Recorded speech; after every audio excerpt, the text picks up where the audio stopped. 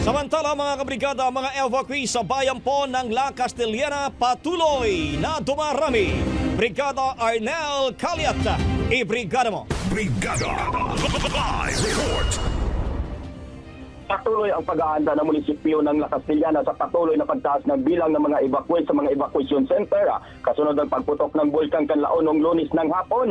Batay sa datos, hindi bababa sa 2,809 na pamilya o 9,288 na individual mula sa 8 barangay ang nasa 11 evacuation center sa naturang bayan.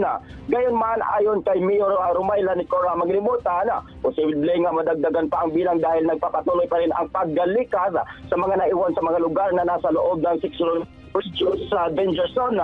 Sinabi ni Mayor Maya na kung ang lahat ng residente sa loob ng 6 km danger zone ay lilikas, mahigit 1,000 na pamilya o 33,000 individuals ang lilikas at ito ay mahirap sa naturang bayan ang pag-accommodate sa kanila. Pinaplanuhan ng maigi ng alkalde ang ideya na pauwi na lamang ang mga residente na hindi naninirahan sa loob ng danger zone o hindi pa napiktuhan ng abo o malayo sa panganib. Hiniling ng alkalde kay Gobernador Bong Lacson na ipasa ang usapin sa Office of the Civil Defense.